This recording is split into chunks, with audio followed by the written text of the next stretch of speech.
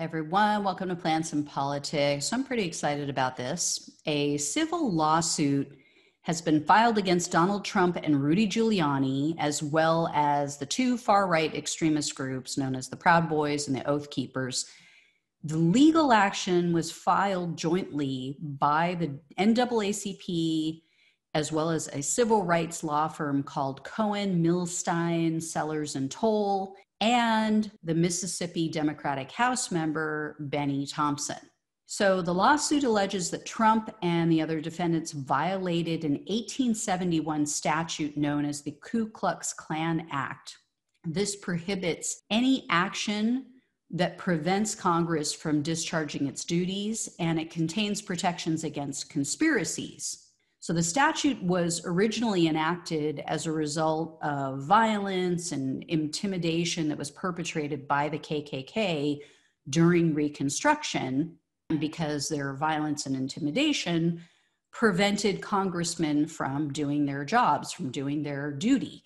So the plaintiffs contend that the defendants conspired to incite the January 6th violence at the U.S. Capitol to prevent Congress from certifying the Electoral College votes and Joe Biden's win. I don't think that that's up for debate. I mean, I think that has pretty much been settled. We all know why they were there. They've literally said it, some of them on video. The lawsuit also states that, quote, defendant Proud Boys, defendant Oath Keepers played a leadership role of the riotous crowd and provided military-style assistance sufficient to overcome any Capitol Police resistance. The NAACP also says that while this domestic terrorist attack physically threatened everyone at the Capitol, including lawmakers, quote, underlying this insurrection were the actions of folks who were challenging the voices of people of color. If you look at whose votes were being challenged, these came from largely urban areas. The votes of people of color were being challenged. So therefore, the lawsuit states that Giuliani was attempting to reject, quote, the votes cast by voters in Detroit, the population of which is 78% African American. They make the same argument in regard to Giuliani's attempt to overturn the will of voters in Wisconsin, in particular in Milwaukee and Madison. And Representative Thompson specifically is asking for compensation. He's asking for compensatory and punitive damages due to, from what I read, appears to be the emotional trauma he experienced during the attack, as well as being placed at increased risk of COVID infection, because Thompson is 72. And even though he had received both of his doses of the COVID vaccine, the lawsuit states that he was forced to shelter in place in a location that wasn't large enough for members to social distance. And they also note that he was confined with two other members of Congress who then, shortly after that, tested positive for COVID. And Thompson said that had Trump been convicted in the Senate, he wouldn't be engaging in this legal challenge. He wouldn't have done this. But because the majority of Republicans refused to put the safety of the country ahead of their cravenness and greed, those are my words, not his, he said, quote, I feared for my life. Not a day passes that I don't think about this incident. I was committed to seeing justice brought to this situation.